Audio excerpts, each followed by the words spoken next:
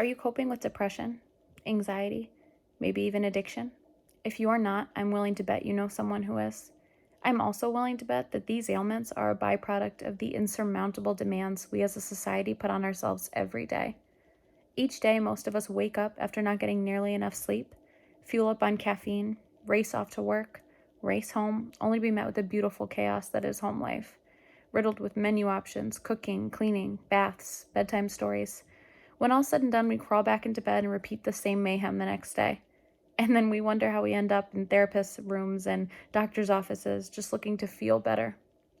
Research published by Time, Forbes, and Healthline state that we may actually hold the cure to our own anxiety, depression, chronic pain, even addiction. Meditation, practiced for just minutes daily, could improve your overall health. First, I'll discuss the numerous case studies on meditation therapy. Then I'll show how these issues affect all of us in one way or another. Lastly, I'll explain how we hold the key to implementing a change. Let's start with the facts and findings on some of the case studies. Research proves that meditation for just minutes daily can relieve anxiety and depression, alleviate chronic pain, and help fight addiction. So many individuals seek the help for these issues every day. In doing so, they trust that their medical provider is prescribing their best option. But if there's a way that these potentially life-threatening issues can be healed without prescription drugs and their harmful side effects, shouldn't we be provided that option first? Shouldn't we be fully educated on the research surrounding meditation and how that can heal ourselves?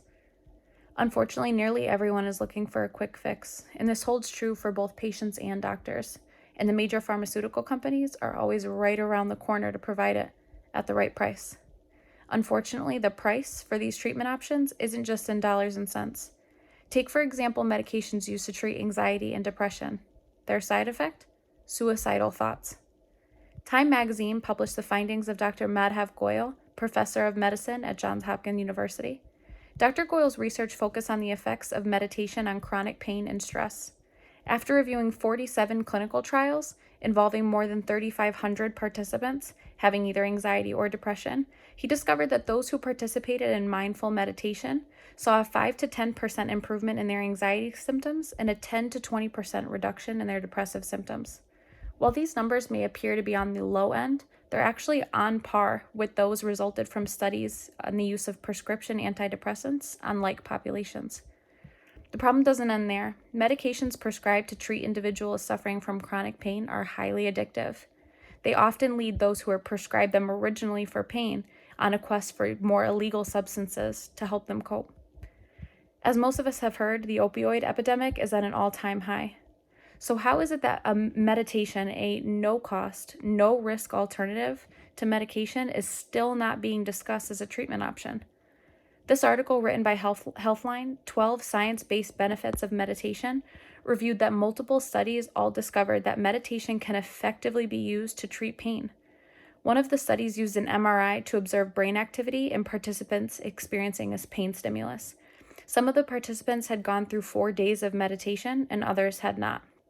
The study showed that patients who meditated had increased activity in the centers of the brain known for controlling pain. They were also verbally having reported a less of a pain sensation. At a certain point, individuals suffering from chronic pain are faced with a new monster: addiction. Once addicted to a narcotic originally prescribed to treat their pain, patients then find themselves seeking treatment for their addiction. Unfortunately, the substances used to help addiction are highly addictive as well. Addiction is a disease that alters the brain. This disease doesn't just affect the addicted individual, it affects everyone around them.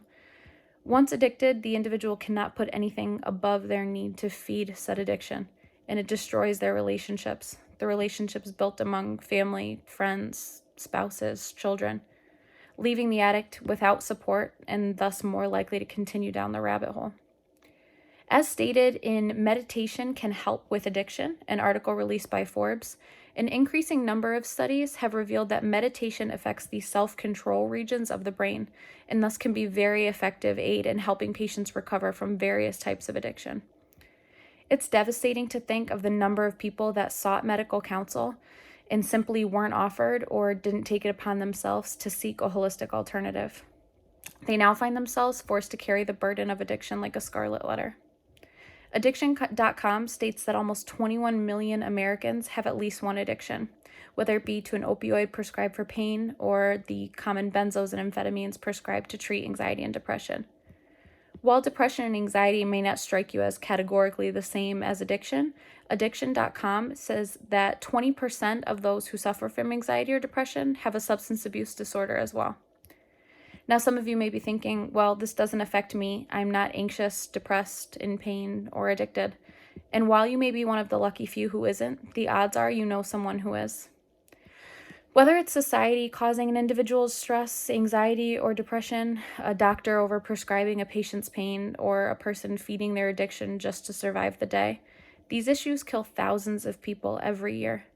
How many of them do you think were told that if they practice meditation, they may be able to heal themselves? How many of them will be a loved one, a family member, or a friend of yours?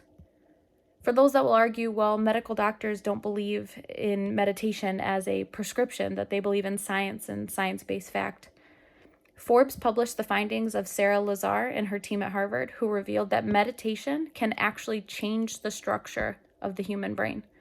The study showed that after just 8 weeks of mindfulness-based stress reduction, or MBSR, a form of meditation, an increase in cortical thickness of the hippocampus was found.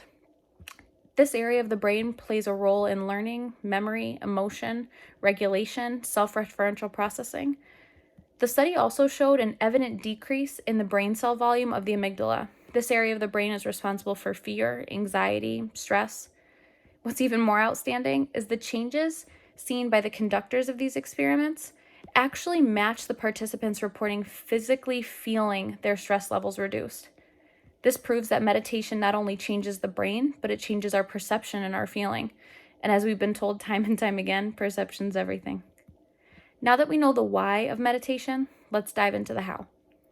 Meditation, if offered to those trusted with our mental and physical care, could truly help decrease these growing epidemics.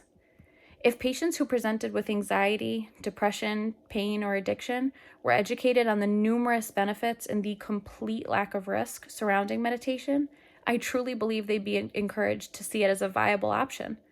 By implementing meditation where prescriptions, surgeries, intensive detox programs would commonly be used, we could decrease government spending in these areas and reduce the risks posed to patients via these invasive avenues. We could teach people how to heal themselves.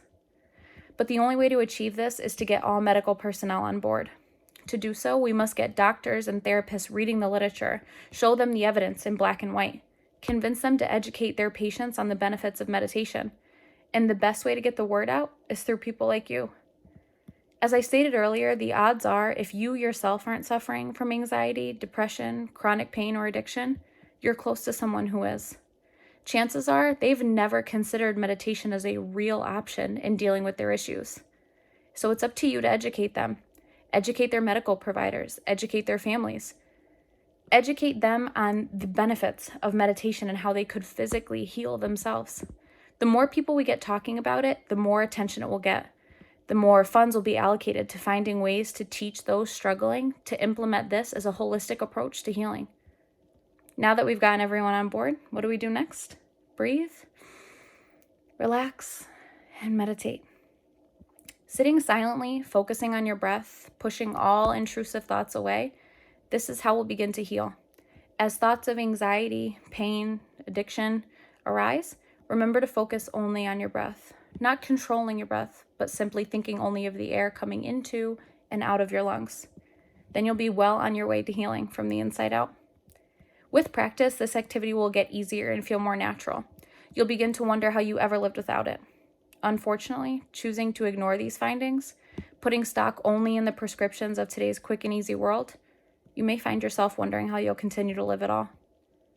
So if you found yourself plagued by the stressors of everyday life, if you have or you know someone who has fought tirelessly with anxiety, depression, pain, or addiction, and you're looking for another option, look into meditation. Look to heal yourself. Look to be in control again. Today, we reviewed the numerous case studies surrounding meditation. We discussed those who met effects, and we can implement a change. Our daily lives are exhausting enough. Having a sense of relief, obtaining a feeling that we are in control of our own bodies, this could be the prescription most of us never knew we needed. So the next time you come into contact with someone who appears to be struggling with these common issues, or you are faced with the option of medication or meditation, choose to educate, choose to meditate.